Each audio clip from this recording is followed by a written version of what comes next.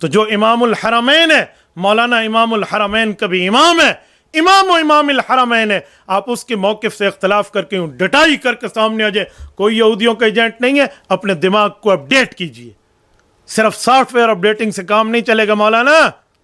آپ کیا لے کر چل رہے ہیں؟ اپنے دماغ کو درست کیجئے، یا پی ٹی آئی جوائن کیجئے یا پھر کھلا کھلا اپنے موقف کا اعلان کیجئے. مفتی صاحب، جب آپ کی ان باتوں کی تصدیق آپ کے اس جامعہ سے کی جاتی ہے، جامعۃ الرشید، حضرت مولانا مفتی رشید احمد لدھیانوی رحمہ اللہ کے ادارے سے، جس سے آپ متعلق ہیں، ریلیٹڈ ہیں، وہاں کے استاذ ہیں، عام طور پہ آپ کی پہچان وہی ادارہ ہے، ادارے کے ذمہ داران آپ کی اس رائے کو ذاتی رائے کہہ کر معاملہ صاف کر دیتے ہیں. تو میں حیران ہوں آپ کی کیسی ذاتی رائے ہے جس پر آپ کا ادارہ بھی موجود نہیں ہے آپ کی پشت پر، اور دنیا میں یہ تعارف ہے کہ جامعۃ الرشید کی رائے ہے. تو ایسی رائے جامعۃ الرشید کی رائے کیسے ہو سکتی ہے؟ تو اسی لیے آپ کی یہ ذاتی رائے ہے یا جامعۃ الرشید کی رائے ہے؟ انتہائی کنفیوژن پیدا کی جاتی ہے اور لوگ سمجھتے ہیں جامعۃ الرشید کے استاذ ہیں. اور مفتی صاحب، آپ کی ان باتوں کی وجہ سے آپ کی ذاتی رائے اور دنیا میں جامعہ کا نام جاتا ہے. تو یقین مانیں، میں جامعۃ الرشید کی پوری مینجمنٹ سے بھی ایک بات کہوں گا کہ مفتی صاحب کی اس طرح کی متنازع گفتگو سے، اس طرح کی متنازع بیانات سے عوام کیا سمجھتی ہے کہ معاملہ ہے کیا. یقین مانے کچھ لوگ کیا کہہ رہے ہیں، کچھ کیا کہہ رہے ہیں. تو اس پر کچھ دیکھنا چاہیے حضرت کہ آپ کا تعلق کس ادارے سے ہے، آپ کیسی بات کریں گے تو آگے اس بات کو کیسے پیش کیا جائے گا.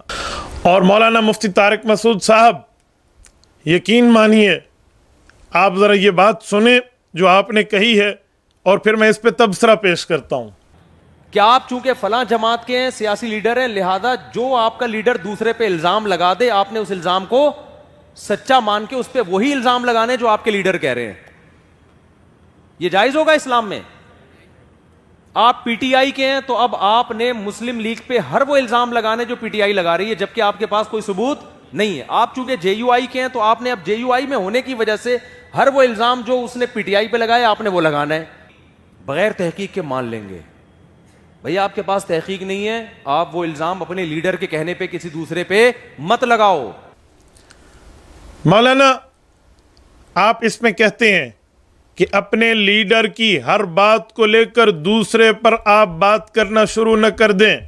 مولانا، بات اتنی ہوتی تو میں بھی آپ کی اس بات پہ حمایت کرتا، لیکن مسئلہ یہ ہے کہ آپ سیاسی جماعتوں کی بات کر کر کے جمعیت علماء اسلام، جو مذہبی جماعت بھی ہے، سیاسی جماعت بھی ہے، اور جو قافلہ شیخ الہند ہے، حضرت مولانا مفتی کفایت اللہ دہلوی، مولانا سید حسین احمد مدنی رحمہم اللہ، مولانا عبداللہ درخواستی، مولانا مفتی محمود رحمہ اللہ، مولانا احمد علی لاہوری رحمہ اللہ، اور باقی تمامی اکابر حضرات کی باقاعدہ کوششوں سے، تائید سے، توثیق سے اور تصدیق سے اور ان کی قیادت سے پوری دنیا میں اسلام کا کام کر رہی ہے. اور بر صغیر میں اس جماعت کو 100 سال سے زائد ہونے کا زمانہ گزر رہا ہے. آپ نے اس کو بہت ہلکا لیا مولانا، آپ نے بہت ہلکا لیا. آپ وہاں یہ جملہ کہتے ہیں کہ اگر آپ جے یو آئی کے ہیں اور آپ کا لیڈر کوئی بات کرتا ہے تو آپ بس جو مرضی آئے آپ اس کو دوسرے پر کر دیں گے، کہہ دیں گے. آپ کو تحقیق کرنی چاہیے. مولانا، آپ کو سوچنا چاہیے کہ باقی جماعتوں کی قیادت اور جمعیت علماء اسلام کی قیادت میں بڑا فرق ہے. جمعیت علماء اسلام کو قیادت رب کریم نے کوئی جاگیردار، کوئی لیڈر، کوئی وڈیرا، کوئی سرمایہ دار، کوئی دنیا دار اور دنیا آخرت کے معاملات سے بالکل غافل نہیں، ایک عالم دین قیادت دی ہے. اور وقت کے بہت بڑے بڑے جید علماء، علمی آسمان، شیوخ طریقت، شیوخ الحدیث جمعیت علماء اسلام کی قیادت کر رہے ہیں. کیا پیپلز پارٹی، کیا مسلم لیگ، کیا باقی جماعتیں، کیا پی ٹی آئی جو ان کی قیادت جملہ کہے گی وہ برابر ہو سکتا ہے جمعیت علماء اسلام کی قیادت کے؟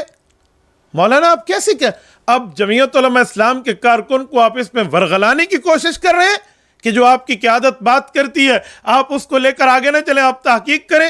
مولانا نے 2 دہائی قبل عمران کو یہودی ایجنٹ کا اور دلائل پہ کہا.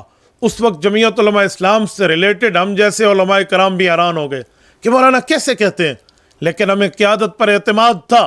آج وہ حقیقت نکلی، سچ نکلا. ایک ایک بات سامنے آ گئی. اور اگر ہم آپ کے اس گمراہانہ فارمولے کو لیتے تو پھر تو ہم جماعت میں بغاوت کر دیتے. یار جماعت ہوتی ہی اپنی قیادت پر اعتماد کا نام ہے, لیکن جمعیت علماء اسلام صرف سیاسی جماعت ہوتی. اس کا قائد دنیا دار ہوتا, عالم نہ ہوتا, شیخ الحدیث نہ ہوتا, شیخ طریقت نہ ہوتا, اور اللہ رب العزت کی نبی کا وارث نہ ہوتا, تو آپ یہ جملہ کہتے. عجیب بات ہے مولانا, آپ نے اتنا ہلکا لے لیا. اللہ کا شکر, اللہ کا کرم کہ آپ حضرت شیخ الہند رحمہ اللہ کے وقت نہیں تھے, ورنہ وہ جب جمعیت کی قیادت میں کوئی جملہ کہتے تو آپ نیچے والوں کو یہی ورغلاتے پھرتے. نا نا نا نا نا, آپ نے شیخ الہند کی بات کو نہیں دیکھنا, آپ نے تو اپنے لیڈر کی بات کی تحقیق کرنی ہے, پوری ترتیب میں جانا ہے. چاہے وہ دکاندار ہے وہ دکانداری چھوڑے, اپنی قیادت کو نہ مانے, پہلے جا کر مکمل تحقیق کرے. چاہے وہ ریڑی والا ہے, چاہے وہ عام بندہ ہے, چاہے وہ عام کارکن ہے, چاہے وہ جیسا بھی ہے, جمعیت علماء اسلام کا ووٹر سپورٹر, ہر بندہ تحقیق کرنا شروع کر دے, تب وہ یہ بات مانے. آپ کی قیادت کی بات پر اعتماد نہ کرنے کے آپ گمراہانہ فارمولے دیتے. کل حضرت عبداللہ درخواستی رحمہ اللہ کوئی جملہ کہتے, اگر آپ اس وقت ہوتے تو آپ وہاں بھی یہی کہتے. مولانا مفتی محمود فرماتے, آپ وہاں بھی یہی کہتے. آپ کو نہیں پتا, قائد کی مثال ڈرائیور کی ہے. ڈرائیور کو پتا ہوتا ہے کہاں گاڑی تیز کرنی ہے, کہاں آہستہ کرنی ہے. کارکن اور سواری تو پیچھے سوئے ہیں, اسے کیا پتا کہ کہاں معاملہ. اس نے تو ڈرائیور پر اعتماد کیا ہے. افسوس, جہاز میں بیٹھنے والوں کو تو آپ نہیں کہتے کہ تمہارے زندگی موت کا مسئلہ ہے, تم خود تحقیق کرو, تم پائلٹ کے اڑانے پر اعتماد کیوں کرتے ہو. آپ گاڑی میں بیٹھنے والوں کو تو نہیں کہتے کہ آپ گاڑی کے ڈرائیور کی کوالیفیکیشن چیک کرو, سچ چلا رہے جھوٹ چلا رہے. آپ ٹرین کے چلانے والے کو تو نہیں کہتے کہ اس کو چیک کرو پھر جا کر بیٹھو. مولانا آپ نے کون سی غیر مقلدانہ ذہنیت امت کو دینا شروع کر دی ہے. ہمیں اپنے اکابر پر اعتماد ہے, اپنی قیادت پر اعتماد ہے. باقی سیاسی جماعتوں کی طرح ہماری قیادت کی بات کو کمپیئر نہ کریں, کچھ تو گزارا کریں. کیا سوچ آپ نے لے لی ہے. میں نے آپ کا ایک انٹرویو سنا ہے, یہ دیکھیں.